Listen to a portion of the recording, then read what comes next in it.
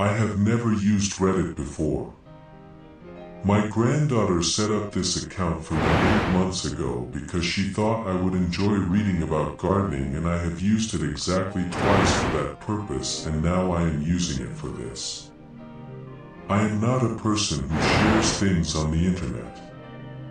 I am not a person who shares things anywhere, which is relevant to what I am about to tell you.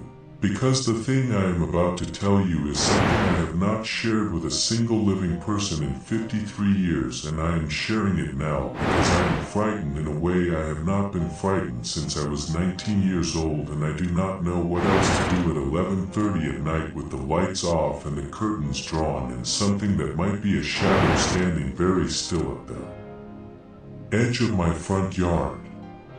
My name is not important. I am 71 years old. I live alone in a small house in a quiet neighborhood in a city in Northern California that I have lived in for 34 years. I have 2 adult children and 4 grandchildren and a garden I am proud of, and a life that is ordinary in all the ways that matter, and that I have worked very hard to keep ordinary for 53 years specifically because of what I am about to tell you.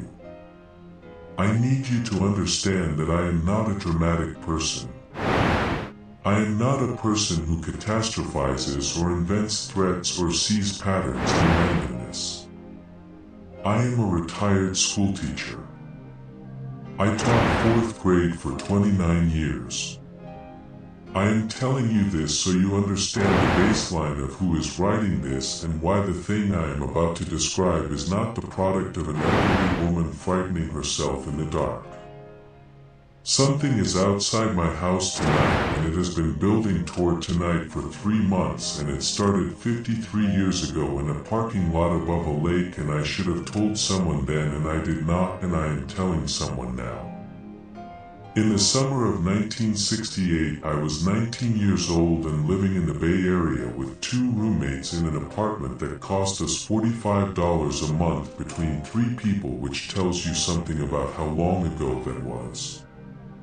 I had a boyfriend named T. I am not going to use full names, not his, not mine, not anyone's, for reasons that will become clear. And on the night I am describing, we had driven up to a lake outside the city the way young people did on summer nights, to park and talk and be 19 in the particular way you can only be 19 in summer when you are not yet old enough to know what summer's end. We were parked at the far end of a lot that sat above the lake. There were 2 other cars in the lot when we arrived, both dark, both the same story as us. The night was clear. I remember the stars because I was looking at them through the windshield and thinking that this was the kind of night you tried to hold on to and couldn't. T had the radio on low. We had been there maybe an hour. I noticed the man because of the way he was walking. He was coming from the direction of the other cars, from the far end of the lot, moving toward the road, unhurried, hands at his sides. This is not unusual in a parking lot. People walk through parking lots. What was unusual was the quality of the walking, something I have spent 53 years trying to articulate and have never fully managed. He was walking the way a person walks when they are very deliberately performing the act of walking calmly. There is a difference between a person who is calm and a person who is working to appear calm, and at 19 years old I did not yet have the vocabulary for that difference, but I had the instinct for it, and my instinct registered it immediately. T was talking. I was watching the man. He passed our car close enough that I could see his face clearly through the passenger window. I want to describe his face accurately, and I find that after 53 years the accuracy I have is impressionistic rather than precise. I can tell you the feeling of the face more than the specific features. He was not young and not old. He was unremarkable in the way that Certain people are unremarkable by design rather than by nature, dressed ordinarily, built ordinarily, a face that would not linger in memory under normal circumstances. The kind of person you would not look at twice. He looked at me.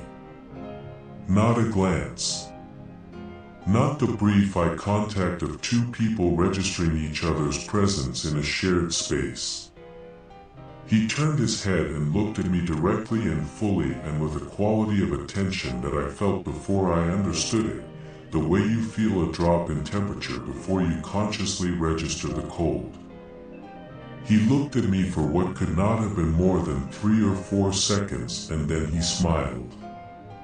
Not a friendly smile. Not the reflexive acknowledgement smile of a stranger caught looking.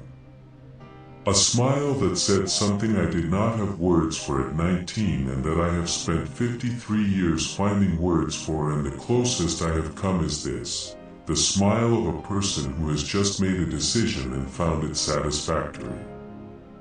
Then he looked away and kept walking and was gone. I told T that man gave me the creeps.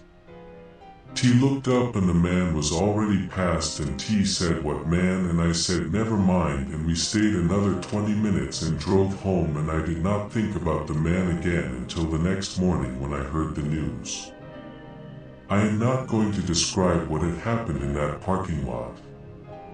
If you are familiar with the cases from that period in Northern California, you may be able to make certain connections from the details I have provided, and I am asking you not to make those connections publicly in the comments because I need this account to stay as vague as possible for reasons I hope will be clear by the end. What I will tell you is that something had happened to the people in one of the other cars in that lot. Something that was on the news for a long time afterward. Something that was never resolved. I was 19 years old and I had seen a man walking away from that area of the lot, and he had looked at me and smiled, and I did not tell anyone.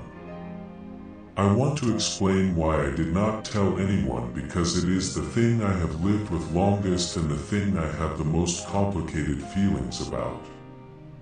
I did not tell anyone because I was 19 years old and I was afraid, and I told myself I had not seen anything useful. I could not describe the man with any precision. I had not seen anything happen. I had only seen a man walking and looking and smiling, and none of those things are crimes. I told myself the police would not find my account useful. I told myself I would be making a very large thing out of a feeling. I have told myself these things for 53 years. I got older. I moved away. I married and had children and taught 4th grade and grew a garden and built the ordinary life I mentioned, and I carried the memory the way you carry something you have decided not to put down, always present, weight so familiar you stop noticing it, occasionally shifting in your grip to remind you it is there. T and I lost touch eventually. I never told him what I had seen. I never told my husband, who died 11 years ago. I never told my children. I told no one, and I became someone who had told no one for so long that telling someone began to feel impossible, like a room you have kept locked for so long that you have forgotten there is a door. 3 months ago, someone reminded me there is a door.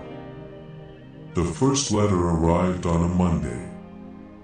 Standard white envelope, my name and address handwritten on the front in neat block capitals, no return address.